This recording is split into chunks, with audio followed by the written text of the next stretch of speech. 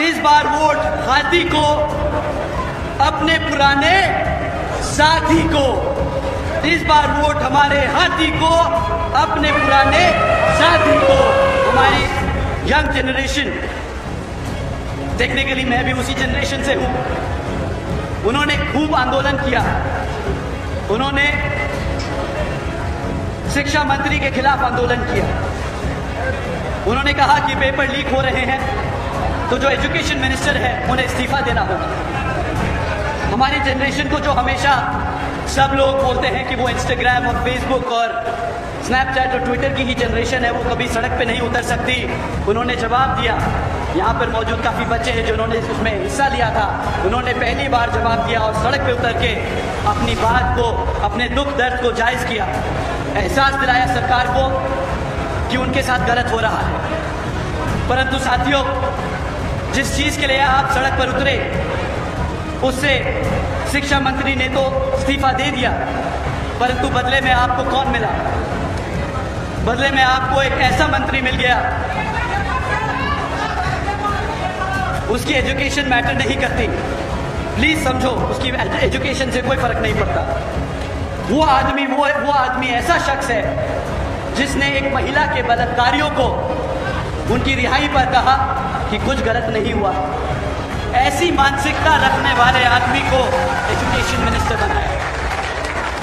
साथियों, उस आंदोलन के जितने भी लीडर्स थे, मैं उनको कुछ गलत नहीं कहता, परंतु डायलॉग बाजी से सरकार नहीं बदलती। ये कहने से कि झुकती है सरकार, झुकाने वाला चाहिए, इन सब से सरकार झुकती नहीं है। उसने तो एक प्यादा बदला और दूसरा खड़ा कर दिया। ना नीति बदली, ना असर बदला, ना प्रोसेस बदला, ना आपके नीट के पेपर बदले। आपका भविष्य आज भी वैसा ही है।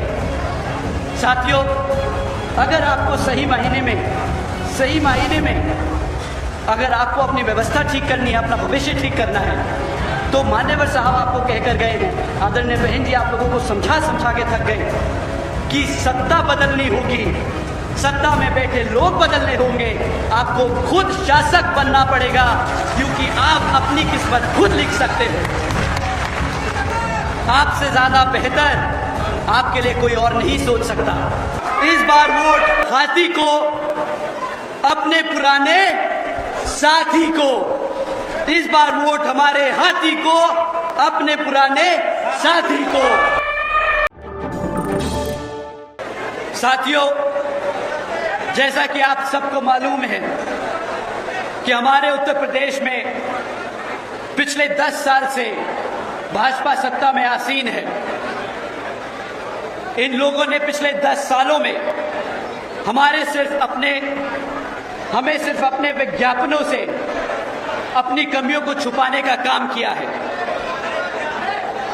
साथियों, उन्होंने विज्ञापन दिया विकसित उत्तर प्रदेश का, उन्होंने विज्ञापन दिया एक शिक्षित उत्तर प्रदेश का, उन्होंने विज्ञापन दिया एक सुरक्षित उत्तर प्रदेश का।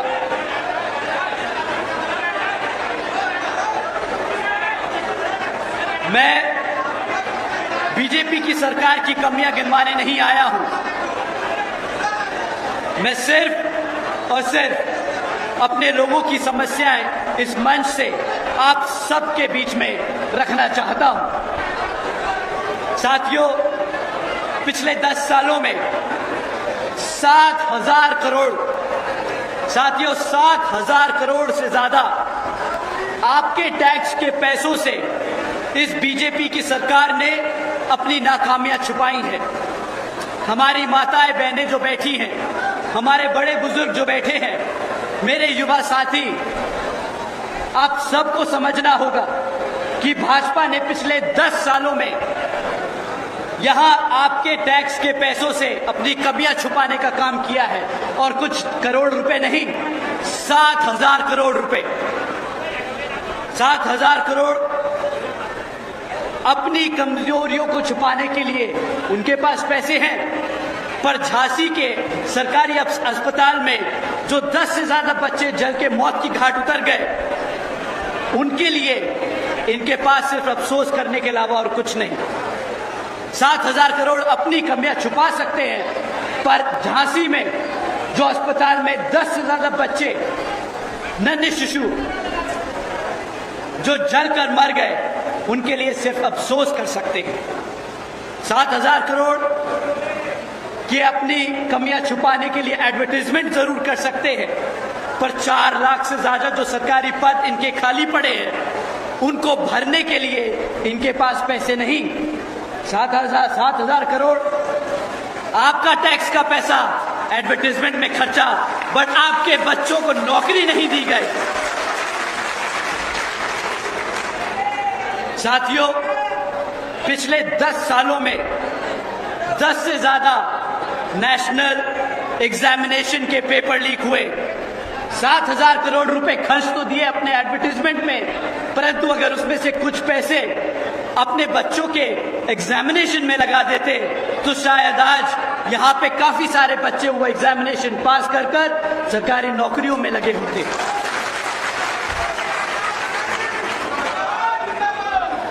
साथियों, ये 7,000 करोड़ का कोई छोटा मोटा आंकड़ा नहीं है। बीजेपी पिछले 10 सालों में न या हमारी माताओं, हमारी बहनों को सुरक्षित रख पाई, न ही हमारे युवाओं को नौकरी दे पाई, और न ही हमारे लोगों के बच्चों को शिक्षा दे पाई। साथियों, आप लोगों को भाजपा की सरकार और उनके नेताओं की असलियत जानना बहुत जरूरी है, क्योंकि आप सब जानते हैं कि विधानसभा के आम चुनाव सर पर है, और ये लोग फिर से आप लोगों के बीच में छोटे मोटे झूठे मूठे वादे लेकर आएंगे, फर्जी मैनिफेस्टो दिखाएंगे और आपसे वोट मांगने का काम करेंगे। परंतु साथियों, इस बारी आपको यूं ही आंख मीचकर इनकी बातों पर विश्वास नहीं करना। 10 साल बहुत लंबा समय होता है। 7,000 करोड़ सिर्फ अपनी कमियां छुपाने के लिए बहुत बड़ी रकम होती है। साथियों, पिछले 10 साल का हिसाब अब हम इस विधानसभा में इनसे मांगने वाले हैं। पिछले 10 साल की भाजपा की सरकार की हकीकत मैं आप लोगों के बीच में रखता हूं। साथियों, अगर हम लॉ एंड ऑर्डर की बात करें तो भी भाजपा की यूपी की सरकार अव्वल नंबर पे रही हत्याओं के मामले में। पिछले 10 सालों में यहां पर पूरे देश भर में यूपी में सबसे ज्यादा हत्याएं रिपोर्ट होती रही, और यहां पर भाजपा की सरकार के मुख्यमंत्री अपने आप को इनकाउंटर स्पेशलिस्ट बताते रहे, यहां पर कानून का राज का ढिंढोरा पीटते रहे, जबकि उनकी नाक के नीचे उनके प्रदेश में पूरे देश भर में सबसे ज्यादा हत्याएं होती रही।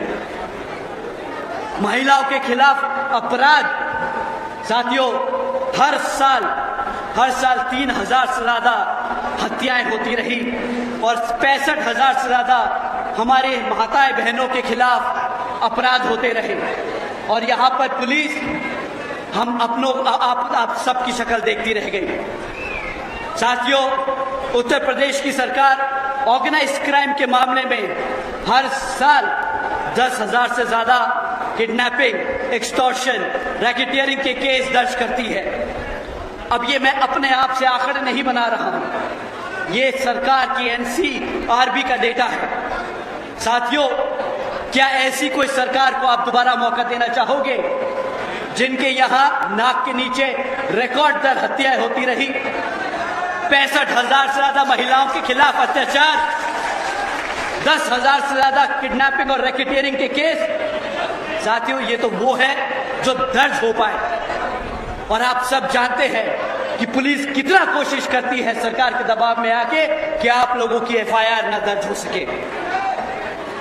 साथियों, आप इन आंकड़ों को हल्के में मत लेना, क्योंकि हर एक आंकड़े के पीछे किसी की बहन, किसी की बेटी, किसी की मां, तो किसी की पिता या दोस्त का चेहरा होगा। साथियों, मैं सरकार आपके अपने आप को इनकाउंटर की सरकार या बाबा की सरकार बताती है, तो मैं आप सबसे पूछना चाहता हूं कि क्या ये इनकाउंटर या बाबा की सरकार जिससे बहुत अपने आप को फेमस किया जा रहा है, क्या यहां पर कानून का राज है या फिर पुलिस की आड़ में गुंडों का राज? क्या यहां पर सरकार में पुलिस का राज है या फिर पुलिस की आड़ में गुंडों का राज? क्या ऐसी सरकार को दोबारा मौका देंगे आप? साथियों, ये वही समय है, 5 साल में हर बारी एक बार आता है। बाबा साहब डॉक्टर भीमराव अंबेडकर जी की देन है कि आपको फिर से सरकार मौका दे रही है। ये संविधान आपको मौका दे रहा है कि इस सरकार को बदलने का, अपने भविष्य को बदलने का, अपनी माताओं बहनों को सुरक्षित करने का, अपने बच्चों को एक बेहतर भविष्य देने का इस बारी मौका मत छोड़िएगा। हाथी के सामने वाला बटन दबाकर इस कमल को कीचड़ से खिंचाड़ फेंक देने का। साथियों, दूसरा बहुत बड़ा मुद्दा सुरक्षा के बाद आता है हमारे बच्चों की शिक्षा का। पर यहां पर भी भाजपा की सरकार आपको बहुत बड़े बड़े पोस्टर लगाकर बताना चाहेगी कि उन्होंने किस तरह शिक्षा के क्षेत्र में नए नए झंडे गाड़े हैं, परंतु इनकी हकीकत मैं आप लोगों के बीच में रखना चाहूंगा। साथियों, पिछले 10 सालों में इन्होंने नए स्कूल तो छोड़ो, पिछले 10 सालों में 25,000 से ज्यादा यहां के आपके प्रदेश में स्कूल बंद करने का काम किया है। 25,000 से ज्यादा स्कूल बंद किए, जहां पर हमारे जैसे बच्चों के, हमारे जैसे समाज के बच्चों के, हमारे समाज के लोग वो बच्चे पढ़ने जाते हैं। बड़े लोग, धड़ा सेठ के लोग प्राइवेट स्कूलों में पढ़ा सकते हैं, पर आपके गांव में जो सरकारी स्कूल है, मैं जानता हूं कि हमारे आधे से ज्यादा प्रदेश के लिए वही एक जगह है जहां पे शिक्षा हमारे बच्चों को मिलती है, और वो भी इस सरकार ने छीनने का काम किया। 25,000 से ज्यादा स्कूल बंद किए। और अगर आप इनसे सवाल पूछेंगे, जब ये आप लोगों के बीच में वोट मांगने आएंगे, आप इनसे पूछेंगे कि भाई तुमने 25,000 स्कूल बंद क्यों किए, तो ये पलट कर एक ही जवाब देंगे कि भाई हमारे पास शिक्षक नहीं है पढ़ाने के लिए, स्कूल में चलाने के लिए पैसा नहीं है, हम कैसे तुम्हारे बच्चों को पढ़ाएं। परंतु साथियों, उनको पलट कर सिर्फ एक ही जवाब देना, तुम्हारे पास 7,000 करोड़ है अपना बिलबोर्ड, अपना एड लगाने के लिए, और मेरे बच्चे की जब शिक्षा की बात होती है तो तुम्हारे पास पैसे नहीं उसे पढ़ाने के लिए।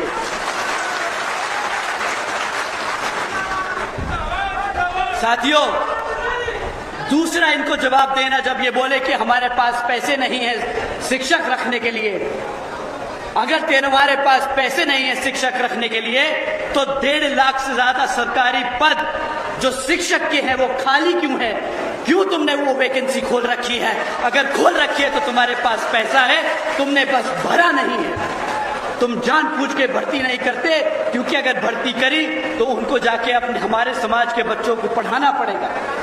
हमारे समाज के बच्चे अगर पढ़ गए तो अपने अधिकारों के लिए लड़ना खड़े हो जाएंगे, लड़ेंगे अपने अधिकारों के लिए।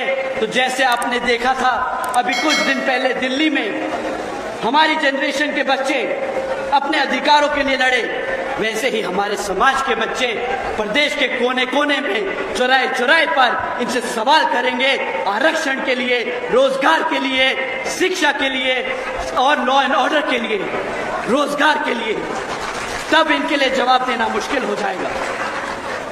साथियों, जो सरकार स्कूल बंद कर दे, जो सरकार आपके स्कूलों में पढ़ने वाले टीचरों की भर्ती ना करे, क्या वो सरकार लायक है आपके प्रदेश में सत्ता में रहने के लिए? तो साथियों, मैं फिर से कहूंगा, ये मौका मत गवाना। मैं फिर से कहूंगा, ये मौका मत गवाना। आदरणीय बहन जी ने सालों साल मेहनत की है, हमारे समाज को इस लायक किया कि हम इस मंच पर खड़े होकर ये भाषण दे सके, ये अपनी बातें रख सके, अपने समाज की आवाज उठा सके। तो साथियों, इस 5 साल के बाद जो हमें ये मौका मिला है, इसे गंवाना नहीं, अपना वोट जरूर डालने जाना और इस बारी हाथी के सामने बटन दबाकर इस कमल को जड़ से उखाड़ने का काम करना।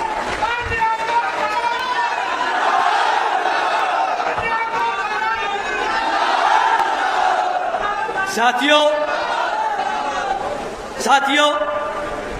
इसी भाजपा की सरकार के चलते हमारे समाज के साथ साथ सर्व समाज के बच्चे जो किसी तरह पढ़ लिख कर वर्कफोर्स में घुस भी गए, तो आज हम सब जानते हैं कि उनके लिए नौकरियां नहीं है। ये प्रदेश आंकड़ों को घुमाने में बहुत नंबर 1 है। अगर आप ऑफिशियल डेटा देखोगे तो ये कहेंगे कि सिर्फ 1.5% अनएम्प्लॉयमेंट है, सिर्फ 1.5% अनएम्प्लॉयमेंट है। और इनके हिसाब से अगर कोई हफ्ते में एक दिन पकोड़े भी तल ले, एक दिन रेड़ी भी लगा ले, तो वो भी रोजगार में गिना जाता है। मैं अपनी माताएं बहनों से पूछना चाहूंगा, मैं अपने बड़े बुजुर्गों से पूछना चाहूंगा, क्या आपने अपने बच्चों को इसलिए पला बढ़ा के, पढ़ा लिखा के, दिन रात मेहनत करके उन्हें इतना बड़ा इसलिए किया कि हफ्ते में एक दिन वो पकौड़े तले, एक दिन वो रेड़ी लगाए और सरकार उन्हें रोजगार मान ले? बताइए साथियों, क्या ये रोजगार है? हफ्ते में एक दिन काम करना अपनी मर्जी से, अपनी मजबूरी में, क्या वो रोजगार कहलाता है? ये सरकार का नया तरीका है हमारे समाज को बेवकूफ बनाने का, हमारे समाज की आंखों में धूल झोंकने का। साथियों, हमारे समाज के 2 करोड़ से ज्यादा बच्चे बेरोजगार घूम रहे हैं, जबकि 13 लाख से ज्यादा सरकारी पद आज भी खाली पड़े हैं। अगर ये चाहें तो ये सारे के सारे 13 लाख सरकारी पद भरकर सर्व समाज के बच्चों को रोजगार देने का काम कर सकते हैं, पर इनकी नीयत नहीं है, इनकी नीयत नहीं है हमारे बच्चों को रोजगार देने। तो साथियों, अगर मैं आप लोगों से कहूं कि भाजपा की सरकार के दौरान हमारे बच्चों के स्कूल बंद कर दिए गए, भाजपा की सरकार के दौरान शिक्षकों की भर्ती रोक दी गई, भाजपा की सरकार के दौरान हमारे बच्चों के रोजगार छीन लिए गए, तो क्या मैं गलत हूं? क्या मैं गलत हूं? क्या आपके साथ गलत हुआ? क्या आपके साथ गलत हुआ? साथियों, अगर आपके साथ गलत हुआ तो इस बारी इस दर्द को अपनी वोट में कन्वर्ट करके अपनी आदरणीय बहन जी को 5वीं बार मुख्यमंत्री बनाने का काम करेंगे।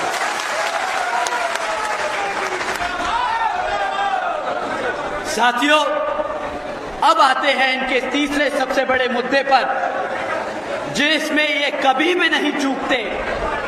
ये कहते हैं कि एक विकसित उत्तर प्रदेश बनाने का काम कर रहे हैं, डेवलपमेंट इनकी सेंटर स्ट्रैटेजी है। पर अगर साथियों, मैं पिछले कुछ समय की ही इनकी कमियां आप लोगों के बीच में रख दूं, तो शायद इनका नंगा सच आप सबके सामने आ जाए। श्री नितिन गडकरी जी ने बयान दिया था कि 2024 तक भारत की सारी सड़कें ये अमेरिका से बेहतर बना देंगे। एक तो मुझे समझ नहीं आता इनका ऑब्सेशन कि हम अमेरिका से बेहतर हो जाए। अमेरिका की असली हकीकत हालत देखेंगे तो बोलेंगे हमारा हिंदुस्तान, हमारा भारत ही बेहतर है। परंतु इन्होंने तो वादा कर दिया कि हम 2024 तक इतनी पक्की सड़कें बना देंगे, गांव-गांव में सड़कें खींच देंगे कि अमेरिका पीछे छूट जाएगा। तो हकीकत सुनते हैं। लखनऊ कानपुर एक्सप्रेसवे शुरू होने के 18 दिनों में ही 84 जगहों से ज्यादा उसमें धंस गया। 4,500 करोड़ से ज्यादा की लागत लगाई थी इन्होंने इस लखनऊ कानपुर एक्सप्रेस को बनाने में। और कहते हैं, मैं तो बस कह रहा हूं जो मैंने पढ़ा है, कि भाजपा के सांसद के भाई की कंपनी थी वो। अब जरा कोई सवाल उठाए इस बात पर, क्यों अब मीडिया में इस पे बात नहीं होती? क्यों कोई नहीं पूछता कि देश का सबसे महंगा और सबसे बेकार एक्सप्रेसवे भाजपा के नेता के भाई ने बनाया है? क्या वहां पर करप्शन की बू नहीं आती आपको? पब्लिक का पैसा अब नहीं लुटा क्या? साथियों, ये आपके लिए है सवाल करना। अब आप इनसे सवाल जरूर कीजिएगा कि कैसा बना है कानपुर लखनऊ का एक्सप्रेसवे। दूसरा पूर्वांचल एक्सप्रेसवे, जिसकी सड़क 15 फीट धंस चुकी है जगह जगह पर, यह भी किसी से छिपा नहीं। बुंदेलखंड एक्सप्रेसवे, जिसके उद्घाटन के चंद 5 दिनों बाद ही भारी बारिश में वो भी जगह जगह से धंस गया। गंगा एक्सप्रेसवे, अप्रैल में उद्घाटन किया, जुलाई में 5 से 10 फीट जगह जगह वो भी धंस गया। और एक तरफ साथियों, असली डेवलपमेंट क्या होता है उन्हें हम जरा नोएडा और आगरा का एक्सप्रेसवे दिखाएं। इतने सालों बाद भी आज वो ऐसा का ऐसा ही खड़ा है, एक गड्ढा नहीं। इसे कहते हैं ईमानदार, वफादार और सही तरीके से अगर कोई काम करना चाहे तो मुमकिन है। फीते काटने से डेवलपमेंट नहीं होता। सही मायने से अगर शिद्दत हो तो नोएडा आगरा एक्सप्रेस से जाके दिखाएं इन्हें कोई। उसी पे तो चलते हैं, उसी से तो चलते हैं, दिल्ली आते हैं। उन्हें क्या पता कि वो बनाया भी आदरणीय बहन कुमारी मायावती जी ने। इनके यहाँ पर दूसरों के काम का क्रेडिट लेना कोई नया पुराना काम नहीं। ये लोगों के पास ये पुरानी इनकी स्ट्रैटेजी है, दूसरे काम करे, अपना जाके झंडा गाड़ दे और फीता काट दे। साथियों, तो डेवलपमेंट के नाम पे इन्होंने स्कूल बंद कर दिए, आपका पैसा सड़कों में लगा के उसे ढसा दिया, सरकारी अस्पताल जला दिए। ये तो है डबल इंजन की सरकार के काम। साथियों, ये तब हाल है जब सेंटर में भी भाजपा और यहां आपके प्रदेश में भी भाजपा। अब आप बताइए, इससे ज्यादा तेल पीने वाला इंजन कहां मिलेगा? इससे बेकार माइलेज देने वाला इंजन कहां मिलेगा? साथियों, इन्होंने कहा था डबल इंजन की सरकार लाएंगे और आपके सारे दुख दर्द खत्म कर देंगे, आपके लिए महंगाई खत्म कर देंगे। 2014 में भाजपा की सत्ता में आने से पहले उन्होंने नारा दिया कि बहुत हो गई महंगाई की मार, अब की बार भाजपा सरकार। हाँ, ये वादा हमारे सबके जहन में भर दिया। 2014 में गैस सिलेंडर 400 रुपए हुआ करता था और उस पे इनके सभी नेता लोग सड़क पर उतर के गैस सिलेंडर सर पे रखकर छाती पीट कर बोल रहे थे, अरे महंगाई है, मर गए हमारे आम लोग। आज 1200 रुपए का है। सड़क भूल गए क्या? या वो सड़क ढह गई जिसमें तुमने वो 1200 रुपए का सिलेंडर बेचा? 60 रुपए का पेट्रोल बहुत महंगा हो गया था इन सब के लिए। 60 रुपए का पेट्रोल, गाड़ी चलाना बंद कर दी। अरे बोला कि इतना महंगा पेट्रोल है, अर्थव्यवस्था बिगड़ जाएगी। और आज जिसका पेट्रोलियम मंत्रालय ही नहीं है, वो ही जाके कागजों पे साइन करके बोल रहा है मैंने E100 ले आया, आज आपको मिलावटी तेल मिलेगा। आज भी E20 का मिलावटी पेट्रोल का तेल, पेट्रोल का भाव 110 रुपया कर दिया है। गन्ने का रस 60 रुपए में पेट्रोल मिलता था, आज 110 रुपए में गन्ने का रस बेच रहे हैं। मैंने बहुत लोगों को देखा गन्ने के स्टैंड के बाहर जाके खड़े होके बोलते हैं, हाँ माँ मैंने तेल तो भरवा लिया है, घर पे लोग आए हैं, उनके लिए भी थोड़ा सा कैन से ही निकाल लूंगा, गाड़ी के पेट्रोल के टैंक से ही निकाल लूंगा। ये तो हाल है इनका। साथियों, तीसरा बड़ा महंगाई का मुद्दा इन्होंने बहुत ज्यादा जोर शोर से पीट के बोला कि डॉलर बहुत महंगा हो रहा है, 60 रुपए का डॉलर है। मंच के ऊपर जाके इन्होंने वो कोई ऐसा मौका नहीं छोड़ा जहां पर बोला कि अरे मैं मुख्यमंत्री रहा हूं, मुझे मालूम है कि अर्थव्यवस्था कैसे चलती है। इन्होंने रुपया डुबोया क्योंकि करप्शन है, इनसे अर्थव्यवस्था नहीं संभली। मैं आप सबसे पूछना चाहूंगा कि आज रुपये का भाव क्या है, जरा बताइए, क्या है आज रुपये का भाव? 98। जब तक आपने 98 बोला वो 100 पार कर चुका होगा। परंतु इनके कैबिनेट में बैठे मिनिस्टर जब इनसे सवाल किया जाता है कि भाई आपका डॉलर 100 रुपए पार करता दिख रहा है, तो बोलते हैं कि इट्स जस्ट अ नंबर, 100 रुपया एक नंबर ही तो है। तो भाई आज से 16 साल पहले जब आप ही की पार्टी 60 रुपए के लिए इतना ढंढोरा पीट रही थी, तब it was not just a number, तब तो आपको अर्थव्यवस्था याद आ रही थी। अब आपकी अर्थव्यवस्था किधर है? अब आपका फॉरेन पॉलिसी, आपका फाइनेंशियल डिसिप्लिन किधर है? इन सब का सवाल आप लोगों को पूछना होगा। साथियों, मैं और वक्त अगर इन पे जाया करूंगा तो शायद रात निकल जाए, परंतु यहां पर आदरणीय बहन जी का संदेश लेके आया हूं, तो उनके मुद्दे आप लोगों के बीच में रखना ज्यादा जरूरी समझता हूं। इनकी नाकामियां, इनकी कमजोरियां, इनकी गलतियों को तो हम भुगत ही रहे हैं, दिन रात भुगतते हैं, परंतु जो आदरणीय बहन जी ने किया वो मैं आप लोगों को जरूर बताना चाहूंगा। साथियों, बहन जी के काम पे आने से पहले, क्योंकि विधानसभा का आम चुनाव है, तो सपा और कांग्रेस के लोग भी आप लोगों के बीच में घूमने का काम करेंगे, वो भी आप लोगों के बीच में आके आपको लुभाने का काम करेंगे। परंतु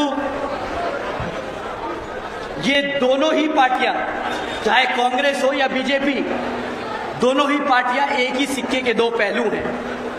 आदरणीय बहन जी आप सबको इनके बारे में आगाह करती आई हैं। साथियों, जिन नीतियों पे भाजपा आपके प्रदेश में काम कर रही है, तो जिस जगह कांग्रेस सत्ता में आसीन है अपने प्रदेशों में, वो भी उन्हीं नीतियों पे अपने राज्य में सत्ता चला रही है।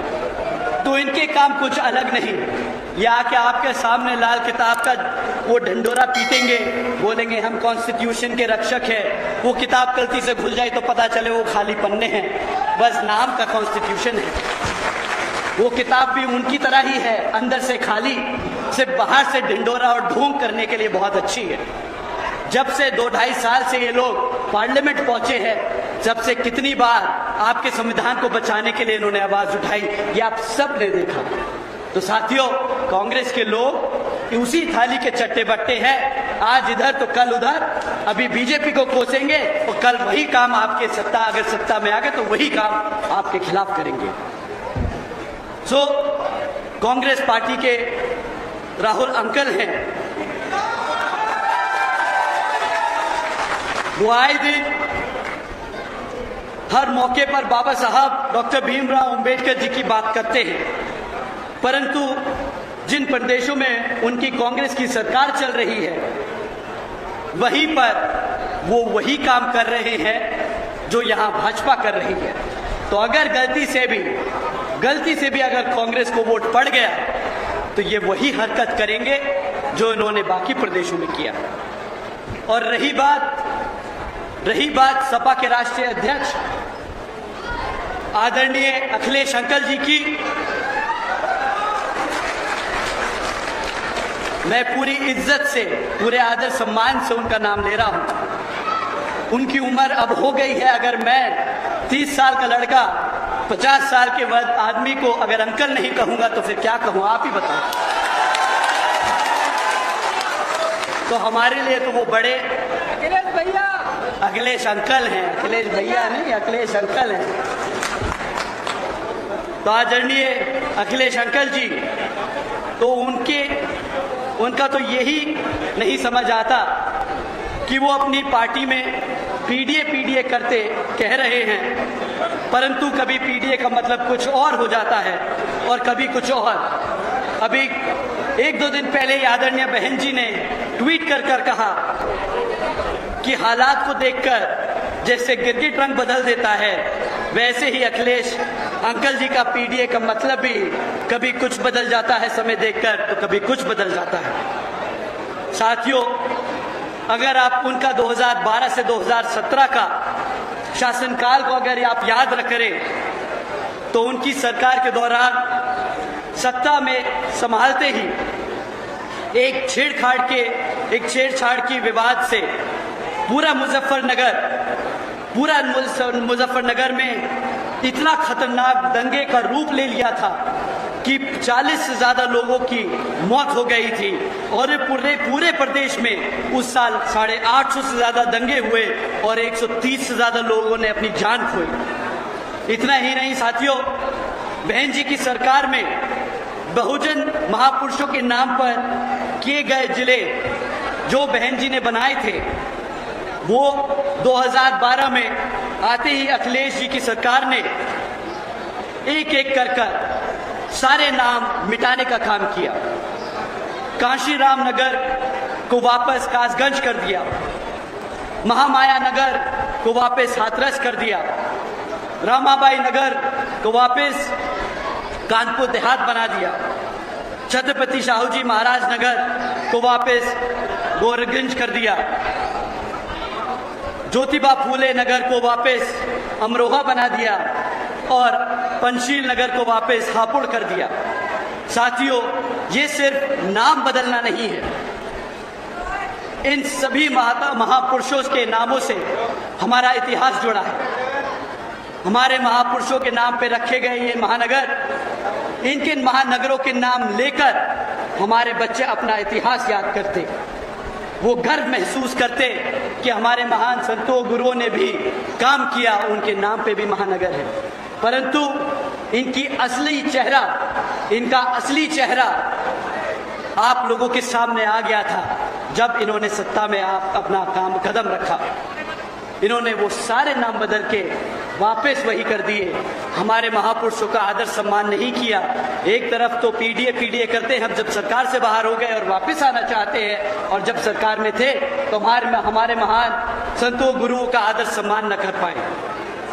एक तरफ बीजेपी, कांग्रेस और सपा जो गरीबी विरोधी नीतियों पर चल रही हैं, और दूसरी तरफ हमारी आदरणीय बहन कुमारी मायावती जी की नीतियां हैं, जिसके तहत चलकर यूपी में बसपा की सरकार के दौरान आदरणीय बहन जी ने सावित्रीबाई फुले शिक्षा बालिका योजना चलाई थी। इसके तहत आदरणीय बहन जी ने 7 लाख से ज्यादा बच्चियों को 12वीं तक की शिक्षा मुफ्त में देने का काम किया था, और इस सब को करने के लिए आदरणीय बहन कुमारी मायावती जी ने 600 करोड़ से ज्यादा लागत लगाकर इन बच्चियों को अपने पैरों पर खड़ा करने का काम किया। साथियों, अगर जिसके दिल में अपने बच्चों को, अपने समाज को, सर्व समाज के बच्चों को आगे बढ़ाने की इच्छा हो तो उसके लिए पैसों की कमी नहीं होती। हमारे समाज के लोग, भारत के उत्तर प्रदेश के लोग इतना टैक्स का पैसा जमा कर सकते हैं कि हमारे समाज के लोग, हमारे गरीबी जो रेखा से नीचे हैं, जो गांव देहात में रहते हैं, उनके बच्चों को पढ़ाने के लिए पैसा इकट्ठा हो सकता है। इतना ही नहीं साथियों, आदरणीय बहन जी ने अपने शासनकाल के दौरान 6 engineering colleges, 2 homeopathic colleges, 24 polytechnic colleges, 2 paramedical colleges, 6 universities, 2 से अधिक ITI, अधिक इंटर डिग्री कॉलेजेस, 100 से अधिक ITIs, 550 से ज्यादा हाई स्कूल और 5,500 से ज्यादा प्राइमरी स्कूल बनाने का काम किया था। ये सब साथियों, सब समाज के गरीबी रेखा से नीचे जो बच्चे हैं उनको पढ़ाने के लिए आदरणीय बहन जी ने काम किया, और ये सिर्फ 5 साल की सरकार में हुआ। इतिहास में पहली बार बहन जी ने सरकारी हॉस्टल्स में ओबीसी समाज के बच्चों के लिए 27% आरक्षण का इंतजाम सुनिश्चित किया। आदरणीय बहन जी ने बीएसपी की सरकार के दौरान लाखों भूमिहीन परिवारों को खेती करने के लिए 3-3 एकड़ के पट्टे, उन्होंने सरकारी जमीन के 3-3 एकड़ के पट्टे लाखों लोगों को अपना जमीन का मालिकाना हक दिलाने के लिए उनके नाम पर किया, ताकि वो अपनी जमीन के खुद मालिक बन सके और अपनी जमीन पर खुद फार्मिंग करके अपने पैरों पर खड़े हो सके। साथियों, इतना ही नहीं, आदरणीय बहन जी ने 28,500 से ज्यादा अंबेडकर ग्रामों का विकासकरण, जिसके तहत SC ST और पिछड़े जातियों के गांवों को पक्की सड़कें, साफ पानी, बिजली, प्राइमरी स्कूल्स और मेडिकल क्लिनिक्स की सुविधा देने का काम किया। साथ ही साथियों, ये लिस्ट इतनी लंबी है कि सोचकर कभी कभार हैरानी होती है कि ये इतना सारा काम कोई कैसे 5 साल में कर सकता है। लेकिन साथियों, अगर आपके समाज के लिए, आपके लोगों के लिए, अगर आपके दिल में सच्ची और ईमानदारी से करने की इच्छा हो, काम करने की इच्छा हो, तो हर काम मुमकिन है। जैसे आदरणीय बहन जी ने अपने 5 साल के शासनकाल के दौरान ही 90,000 से ज्यादा शिक्षकों को सरकारी नौकरी दी, 1 लाख से अधिक सफाई कर्मचारियों को रोजगार दिया, 2 लाख से अधिक जवानों को पुलिस फोर्स में भर्ती किया, 30 लाख से अधिक सर्व समाज के कमजोर वर्गों के लोगों को विभिन्न सरकारी नौकरी देने का काम किया। इतना ही नहीं, बल्कि बहन जी के शासनकाल के दौरान भाजपा की सरकार ने कृषि एवं संबंधित कार्यों में मिनिमम वेज को 55 रुपए से बढ़ाकर 100 रुपए प्रतिदिन किया और अन्य पिछड़े वर्गों के लोगों की क्रीमी लेयर की वार्षिक आय को भी 3 लाख रुपए से बढ़ाकर 5 लाख रुपए करने का काम किया। साथ ही आदरणीय बहन जी ने गन्ना खरीदी के दाम भी रातों रात दुगने कर दिए और किसानों को मुफ्त में बोरिंग और बिजली का सस्ते में कनेक्शन करके उन सबको खेती बाड़ी करने के लिए आगे बढ़ाया। साथियों, मैंने अभी कुछ दिन पहले पढ़ा कि भाजपा की सरकार के दौरान चलते हुए हमारे किसान भाइयों का कई सौ करोड़ रुपया आज भी सरकार पे बकाया है। उन्हें वो पैसा उनकी मेहनत का भी देना बाकी है। परंतु आदरणीय बहन कुमारी मायावती जी के शासनकाल में हमारे किसान भाइयों का हिसाब सबसे पहले क्लियर किया जाता था। उनको कभी भी अपनी मेहनत की कमाई के पैसों के लिए इंतजार नहीं करना पड़ा। साथियों, बीएसपी यूं ही अपने आप को सर्जन हिताय विसर्जन सुखाय की नीति पे चलने के आधार पे चलने वाली पार्टी नहीं कहती। उन्होंने हमारी पार्टी ने 4 बार के अपने शासनकाल में ये सब कार्य करके दिखाए हैं। और रही बात सर्व समाज को जोड़ने की, तो साथियों, मैं आप लोगों से एक बात जरूर कहना चाहूंगा कि बीएसपी यूं ही अपने आप को सर्व समाज की पार्टी नहीं कहती। आप उस विचारधारा पर, हम उस विचारधारा पर अमल भी करते हैं। जैसा कि आप सबको मालूम होगा कि अभी कुछ दिन पहले ही श्री उमा शंकर जी, कुछ दिन पहले ही उनका निधन हो गया। वे बीएसपी के विधायक रहे और आदरणीय बहन कुमारी मायावती जी के छोटे भाई भी थे और एक सच्चे क्षत्रिय भी थे। उन्होंने जीवन के आखिरी समय तक आदरणीय बहन कुमारी मायावती जी का साथ नहीं छोड़ा। बहुत मुश्किलें आई सपा की सरकार में और भाजपा की सरकार में, उन्हें बहुत परेशान किया गया, झूठे मुकदमे लगाए गए, लेकिन वह चट्टान की तरह आदरणीय बहन जी के साथ खड़े रहे। असली ठाकुर थे वो। बाकी मौकों पर कौन कितना पाला बदलता है, ये हमारे यूपी के लोग बखूबी जानते हैं। बहुजन समाज पार्टी के इसी तरह राष्ट्रीय महासचिव आदरणीय श्री सतीश चंद्र मिश्रा जी भी हैं, जो हर मुश्किल में, हालात में वो भी बहन जी के साथ खड़े रहे। वो कभी भी छोटे लालच में आकर, चाहे कितना भी बुरा समय रहा, उन्होंने कभी भी पार्टी को धोखा नहीं दिया।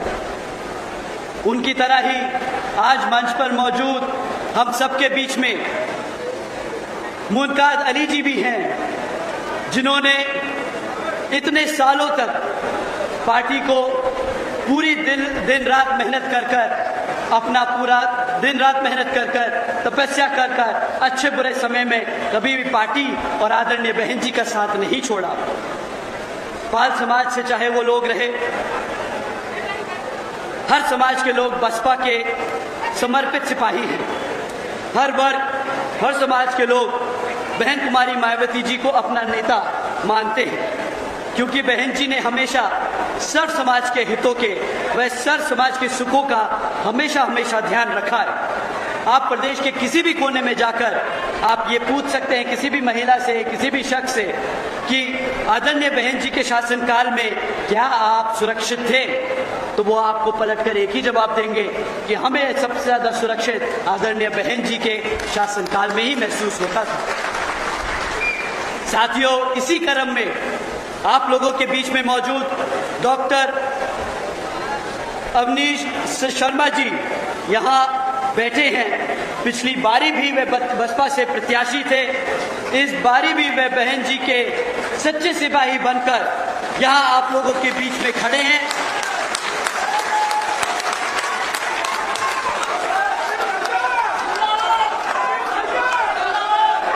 साथियों, आप लोगों का फर्ज बनता है कि आप डॉक्टर अवनीश शर्मा जी का पूरा साथ देकर उनके हाथ मजबूत करें, उन्होंने जिताकर लखनऊ भेजने का काम करें, ताकि वो फिर आपकी आदरणीय बहन कुमारी मायावती जी को पांचवी बार उत्तर प्रदेश का मुख्यमंत्री बना सके।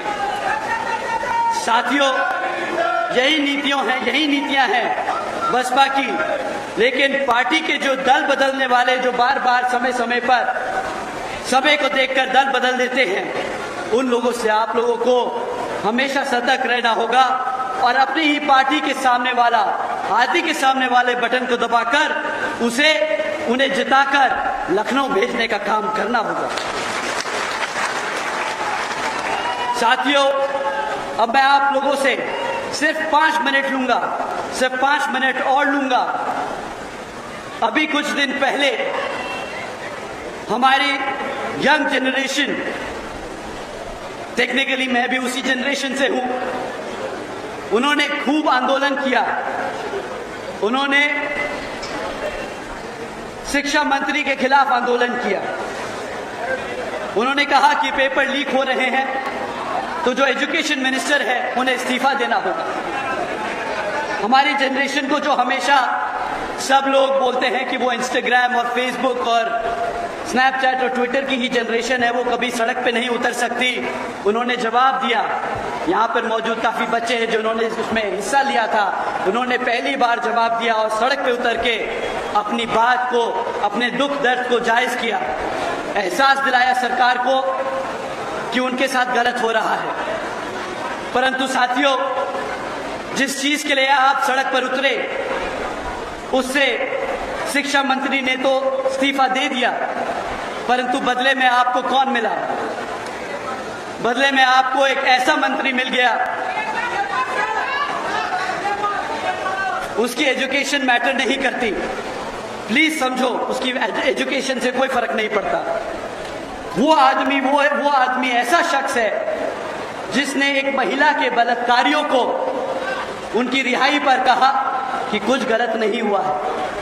ऐसी मानसिकता रखने वाले आदमी को एजुकेशन मिनिस्टर बनाया। साथियों, उस आंदोलन के जितने भी लीडर्स थे, मैं उनको कुछ गलत नहीं कहता, परंतु डायलॉग बाजी से सरकार नहीं बदलती। ये कहने से कि झुकती है सरकार, झुकाने वाला चाहिए, इन सब से सरकार झुकती नहीं है। उसने तो एक प्यादा बदला और दूसरा खड़ा कर दिया। ना नीति बदली, ना असर बदला, ना प्रोसेस बदला, ना आपके नीट के पेपर बदले। आपका भविष्य आज भी वैसा ही है। साथियों, अगर आपको सही मायने में अगर आपको अपनी व्यवस्था ठीक करनी है, अपना भविष्य ठीक करना है, तो मान्यवर साहब आपको कहकर गए हैं, आदरणीय बहन जी आप लोगों को समझा के थक गए कि सत्ता बदलनी होगी, सत्ता में बैठे लोग बदलने होंगे, आपको खुद शासक बनना पड़ेगा, क्योंकि आप अपनी किस्मत खुद लिख सकते हो। आपसे ज्यादा बेहतर आपके लिए कोई और नहीं सोच सकता। साथियों, इसलिए मैं आप लोगों से हाथ जोड़कर विनती करता हूं कि प्रोटेस्ट करना अच्छी बात है, लड़ना अच्छी बात है, अपना दुख जायज करना अच्छी बात है, परंतु उसके लिए एक्शन, सही एक्शन लेना भी उतना ही जरूरी है। सही एक्शन है सही नेता चुनना, सही पॉलिटिकल पार्टी चुनना जो आपके अधिकारों के लिए लड़े, जो आपके भविष्य के लिए लड़े, आपके बच्चों के लिए लड़े, आपको आपकी जिंदगी में आगे बढ़ाने के लिए लड़े। साथियों, उनके कामों को देखकर उन्हें वोट दो, उनके वादों पर नहीं, मैनिफेस्टो पर नहीं, छोटे लालचों पर नहीं कि 2000 रुपए 3000 रुपए बेरोजगारी भत्ता ले लो, मुफ्त में राशन ले लो। ये सब फर्जी बातें हैं, ये सब बेकार की बातें हैं। आप सबको अगर अपना भविष्य खुद सुधारना है तो अपनी राजनीतिक ताकत आपको खुद बनना होगा, अपनी पार्टी को खुद चुनना होगा, अपनी आदरणीय बहन जी के कामों पर समझो और वोट देकर उन्हें दोबारा सत्ता में लाओ ताकि वो आपके भविष्य के लिए काम कर सके। साथियों, इन्होंने एक नया प्रोपेगेंडा चालू किया है, 2 मिनट और, कि इन्होंने अब ये चालू किया कि जो यंग जनरेशन है उनके पास रोजगार नहीं, उनके पेपर लीक, उनके पास काम धंधा नहीं, वो बेरोजगार घूम रहे हैं, तो उनको आपस में उलझाने के लिए, लड़ाने के लिए क्या नया प्रोपेगेंडा खड़ा किया जाए। तो उन्होंने एक नया प्रोपेगेंडा खड़ा किया कि आरक्षण हटाओ। आरक्षण हटाओ को उन्होंने तो गरीबी हटाओ मंत्रा बना लिया है। आरक्षण का सही मायने में एक समता मूलक समाज बनाने का काम है, ना कि गरीबी हटाने का काम है। मैं एक छोटा सा एग्जाम्पल देता हूं मेरे सभी युवा साथियों को। आरक्षण चलता कैसे? आप एक बात बताओ कि जब आज से 20 साल पहले आपके जो माँ बाप हैं, 25 साल पहले जो आपके बड़े भाई बहन हैं, वो वर्कफोर्स में आ रहे थे, तब स्कूल में, कॉलेजेस में कितनी सीटें थी? हाइपोथेटिकली मैं कहता हूं कि 100 सीटें थी, आपको समझाने के लिए।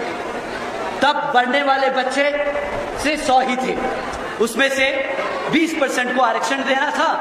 तो जो बच्चे कमजोर थे, जो पढ़ लिख नहीं पा रहे थे, जिनके पास सही सुविधा नहीं थी, उनको भी वो सीटें मिल गई ताकि वो भी पढ़ लिख कर आगे बढ़ सके। परंतु पिछले 20-25 सालों में क्या हुआ कि वो जो 100 सीटें थी वो घटकर आज 50 रह गई, क्योंकि इन्होंने स्कूलों को बंद करने में कोई कमी नहीं छोड़ी। और हमारे जो बच्चे पढ़ने वाले थे वो 100 से बढ़कर आज 200 हो गए। तो फिर सबके हिस्से में आएगा क्या? भाई, आरक्षण तो 20% ही है। अब वो 50% सीटें, जो 50 सीटें रह गए, अब उसमें 20% कटेगा, और जो पहले 100 लोगों में बंटना था अब 200 लोगों में बटेगा। और फिर ये लोग कहेंगे कि देखो आरक्षण की गलती है, इसलिए तुम्हारे समाज के, आपके बच्चों को पढ़ने लिखने का मौका नहीं मिल पा रहा, क्योंकि आरक्षण की वजह से जो बच्चे पढ़ लिख नहीं पा रहे, या आरक्षण की वजह से आपकी सीटों का छीना जा रहा है। साथियों, ये नया प्रोपेगेंडा है। अगर ये लोग स्कूलों में सीटें बढ़ा दे, अगर ये रोजगार दे दे, तो आरक्षण कोई मुद्दा नहीं है। आरक्षण कमजोर समाज से आने वाले बच्चों को एक बराबरी का मौका देने के लिए एक व्यवस्था तय करी थी आदरणीय बाबा साहब भीमराव अंबेडकर जी ने, ना कि गरीबी हटाओ योजना बनाई थी। ये लोगों ने एक नया प्रोपेगेंडा खड़ा किया है, तो आप इन लोगों से सतर्क रहना। ये आरक्षण हटाओ, ये हटाओ, वो हटाओ के चक्कर में मत पड़ना। इनसे सीधा सवाल करो कि तुमने पिछले 15 सालों में कितने स्कूल खोले, तुमने पिछले 10 सालों में कितने कॉलेजेस में सीटें बढ़ाई, कितनी जॉब एम्प्लॉयमेंट दिया, कितने लोगों का रोजगार बढ़ाया। आप मुझे बस उसका हिसाब दे दो, मुझे आरक्षण से कोई लेना देना नहीं। साथियों, ये प्रोपेगेंडा से ध्यान रखना, संभल के रहना। ये लोग आप लोगों को फिर से आपस में झगड़ने के लिए एक नया मुद्दा छोड़ के जा रहे हैं। साथियों, आप लोगों ने इतने धैर्य से मेरी बातें सुनी, आदरणीय बहन जी के आप लोगों ने मुद्दे, उनके काम को सुना। मैं आप सभी का तहे दिल से धन्यवाद करता हूं। आप लोगों ने इतनी गर्मी में इतनी देर तक हमारे प्रत्याशी जो आपकी सदाबाद सीट से लड़ने के लिए आप लोगों के बीच में दिन रात मेहनत कर, आप लोगों की समस्याएं सुनकर, आपके हकों की आवाजों को विधानसभा में उठाने का जो काम करने वाले हैं, डॉक्टर साहब श्री अवनीश शर्मा जी को आप लोग इस विधानसभा आम चुनाव में हाथी के बटन के सामने वाला बटन दबाकर उन्हें भारी मतों से जिताकर लखनऊ भेजने का जरूर काम करें। साथियों, इस बार वोट हाथी को, अपने पुराने साथी को। इस बार वोट हमारे हाथी को, अपने पुराने साथी को। साथियों, आप सभी का तहे दिल से आदर सम्मान करते हुए मेरे जितने भी बड़े भाई, मेरे बड़ी बहनें, हमारे माताएं, हमारे बड़े बुजुर्ग, हमारे पार्टी के सभी पदाधिकारी एवं नेतागण, आपके पार्टी के घोषित किए गए प्रत्याशी, हमारे यहाँ मीडिया बंधु, हमारे संगीतकार जिन्होंने हमारी सभा को सबको एंटरटेन रखा, हमारे बीबीएफ के जवान सभा साथी, आप सभी का मैं तहे दिल से धन्यवाद और आभार प्रकट करता हूँ। आप सभी को सादर जय भीम, जय भारत।